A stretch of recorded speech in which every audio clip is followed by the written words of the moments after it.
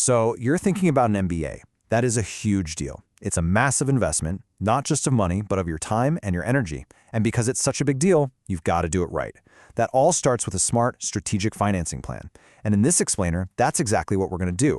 Break down how to build that plan step by step so you can focus on what really matters, crushing the MBA experience. And when we say investment, we are not kidding around. The sticker price for a top-tier MBA program, it can easily fly past $200,000. Yeah, that's a massive number, and it's precisely why having a rock-solid financial plan isn't just, a nice-to-have. It's an absolute necessity. I love this quote because it just nails the mindset you need. This isn't just about going out and getting a loan. Nope.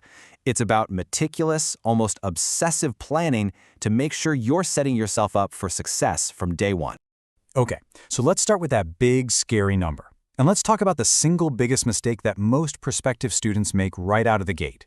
They trust the university's own cost estimate. Here's the deal. You have to think of the university's official cost of attendance as just the tip of the iceberg. It's a starting point. It covers the big-ticket items, sure, tuition, fees, the basics. But it so often leaves out the so-called hidden costs that are actually essential to the full MBA experience. We're talking about international treks, club dues, networking events, even just grabbing coffee with classmates. Trust me, all those little things, they add up fast. And if you're not ready for them, they can totally wreck your budget.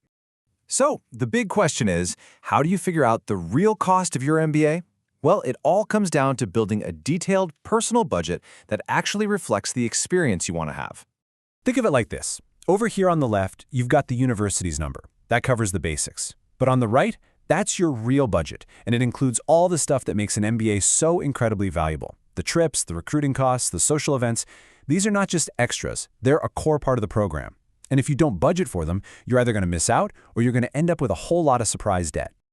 Okay, so once you have that realistic cost estimate, your real number, the next step is to map it against your complete financial picture. This is how you go from looking at a big, scary number to actually having a concrete plan of attack. And here's how you do it. It's a 4-step process. First, you've got to nail down your real expenses, just like we talked about. Second, take an honest look at your available funds. That's savings, investments, anything you can tap into. Then, you factor in any income you expect to have while you're in school, like from a summer internship. And finally, you subtract your funds and your income from your expenses. What's left? That's your loan gap. That's the amount you actually need to borrow. Now, before you even think about applying for loans, there is one more crucial, critical step you have to take, and that's building an emergency fund. This is your financial safety net, and listen to me on this. It is absolutely non-negotiable. So what are we talking about here? The bare minimum recommendation is to have at least $5,000 set aside in a liquid savings account, untouched. Just there. Ideally, you'd have 3 to 6 months of living expenses saved up, but $5,000, that's the floor. So you might be thinking, why? Why is this so important? Can't I just roll this into my student loans or borrow a little extra? Because look, life happens, even when you're deep in business school. Your laptop could die the night before a huge final presentation. You might need to book a last-minute flight home for a family emergency. But it's not just about covering unexpected bills. Having that emergency fund gives you power. It gives you options. It means that when you graduate, you can actually afford to wait for the right job offer, not just grab the very first one that comes along because you're desperate. That's not being pessimistic, that's being a smart, strategic professional.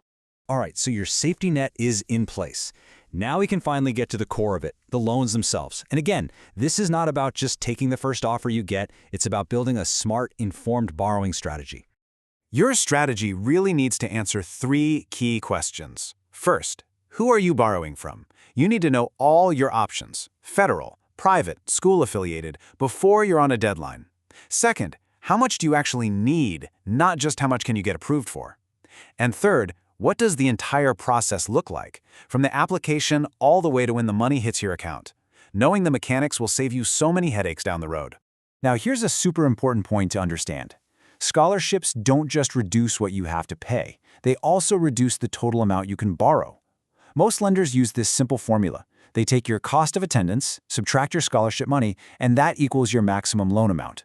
So let's say your cost of attendance is $130,000, and you get a $30,000 scholarship. The absolute most you can borrow is $100,000. Getting that scholarship is amazing, obviously, but you have to be aware of how it impacts your overall financing picture. Now, this brings up a question I hear all the time, especially from students who've managed to build up some significant savings. why even borrow at all? Right? Why not just avoid the debt and pay for the whole thing with cash? It's really tempting, I get it, to want to avoid debt. But paying for your entire MBA with cash can be a surprisingly risky move. Here's why. You could end up graduating with absolutely no financial cushion, broke. And that is a huge problem when you're trying to launch your post-MBA career. The costs of recruiting, of moving for that new job, of just, living until that first paycheck hits, they add up way faster than you think. By using a smart combination of loans and your own savings, you can preserve your cash and give yourself the flexibility and security you need to make the best possible career moves. And that brings us to our final and maybe most important section. It is crucial to understand that there is no one-size-fits-all playbook here. Your financing plan has to be built by design specifically for your situation, not by just taking whatever's offered by default. Your financing options are really going to depend on who you are. If you're a domestic student, you'll generally have the most choices available to you. If you're an international student without a U.S. cosigner, your options will be a bit more limited, but there are still some fantastic lenders that specialize in serving students just like you. And if you're an international student who does have a U.S. cosigner, well, you may be able to access the same competitive rates as domestic students. The key, no matter what, is to do your homework and understand exactly which options are on the table for you. But no matter which of those categories you fall into, there is one golden rule, one guiding principle. Always choose the financing option with the lowest interest rate.